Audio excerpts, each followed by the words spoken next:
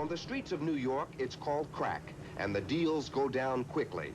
This form of cocaine comes concentrated. It is smoked rather than sniffed. It produces an intense high within 5 to 10 seconds that lasts only 5 to 10 minutes and leaves the user craving for more. When I take drugs, I go to the moon, yeah.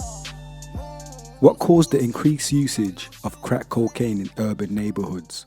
On this episode of Foreign Concept, we look at how the 1980s crack epidemic led to mass incarcerations of African Americans. Foreign Concept, the unapologetically black podcast. The crack epidemic was a period in time where almost everyone in every major city in the United States was either sniffing coke or smoking crack. Crack is widely believed to be the most addictive drug ever sold on the streets.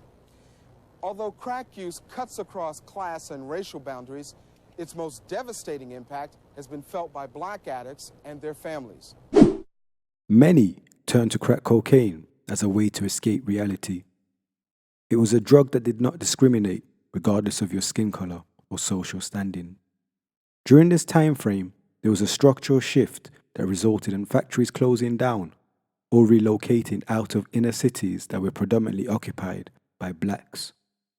This, of course, had a devastating effect on African American communities, especially amongst their men, as the economic gap between them and their counterparts started to widen at an alarming rate. The black man is the only man in America who is out-earned and out-educated by his woman. There are two accounts as to how the crack epidemic is said to have started. The first is from the US Drug Enforcement Agency. They claim there was so much cocaine powder being shipped into the United States by the cartels that the price of the drug dropped by 80%, which obviously affected the drug dealers. As a result, these dealers started to convert the excess powder into a solid form that could be smoked. They called it crack cocaine. The second account is more cynical. Journalists such as Gary Webb and leaders of groups such as the Black Panther and the Nation of Islam claimed crack cocaine was purposely planted into the black communities by the CIA in a bid to destroy the black family once and for all. They took all the jobs out the inner city in 1970. 1980, the CIA drops off the crack cocaine. Men who were working for the CIA's army were responsible for bringing all that cocaine into Los Angeles that sparked the crack epidemic.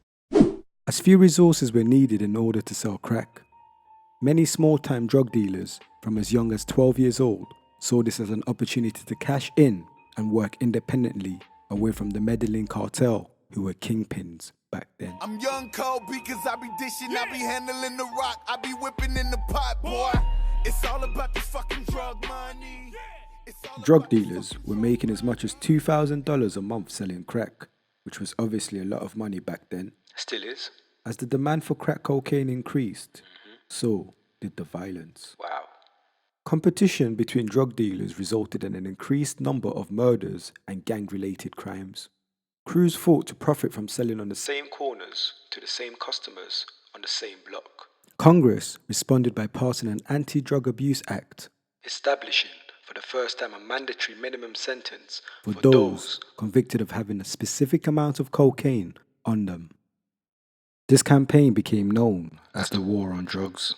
The most far-reaching and comprehensive crime bill in more than 50 years, which did three things. Number one, mandatory minimum sentencing for non-violent drug-related offenses. Number two, 3 strikes and you're out. 3 federal felonies and you go to jail for the rest of your life. And number 3, it criminalized child support, which brought any man with a child who was not married to the mother under the supervision of the criminal justice system. The war on drugs turned out to be a campaign that resulted in mass incarcerations of African Americans. Sentences for drug-related crimes were much longer and much harsher for African Americans than it was for their counterparts. For example, African Americans caught with 5 grams of crack cocaine faced a minimum of 5 years prison sentence, whereas a Caucasian would only receive the same prison time if they were caught with 500 grams of powdered cocaine. This obviously resulted in mass incarcerations of African Americans in comparison to any other ethnic group. The government claimed this tactic was implemented in a bid to prevent people from taking drugs. America's public enemy number one in the United States is drug abuse. In order to fight and defeat this enemy, it is necessary to wage a new all-out offensive.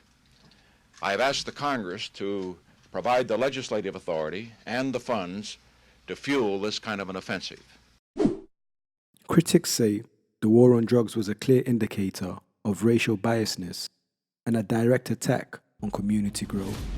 People are going in at 20 and coming out at 45. How are we supposed to build a community that way? 1 in every 4 African American male aged between 20 and 29 was either in prison, on probation, or on parole by 1989.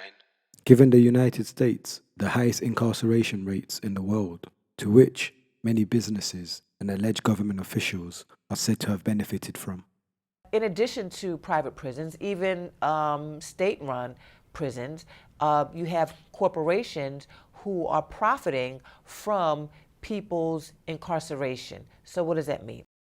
The 13th Amendment in the Constitution, in the United States Constitution, it says that slavery is illegal.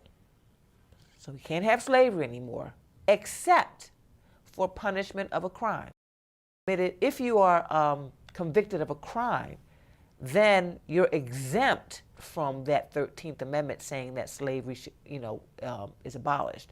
So that means that you're allowed to work as a slave, slave labor, slave wages. So you have people working for 10 cents an hour, 11 cents an hour. This obviously begs the question as to why a national emergency wasn't declared when millions of African Americans were being imprisoned at an alarming rate. It also opens up a tin of worms for questions such as, why is it that Caucasians addicted to drugs are perceived as victims in need of treatment, whereas African Americans addicted to drugs were perceived as criminals who were then sent to jail? After I took that first hit, I forgot that I was pregnant. Deborah Stewart is repentant now, but she faces a prison sentence for involuntary manslaughter. The defense attorney says the 37-year-old former model and office worker did not intend to kill her son. She is not a criminal, he says, but the victim of 20 years of addiction to alcohol and crack cocaine. To play devil's advocate, you can argue that times have changed. There's more of a social understanding on addictions. Yes, but if that's the case, then why haven't those who were convicted during the crack epidemic received some sort of reparations because society misunderstood what addiction was?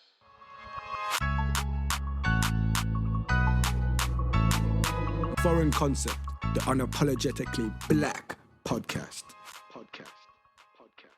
It's the most addicting thing that probably ever existed in the world, you know? It will make you a slave.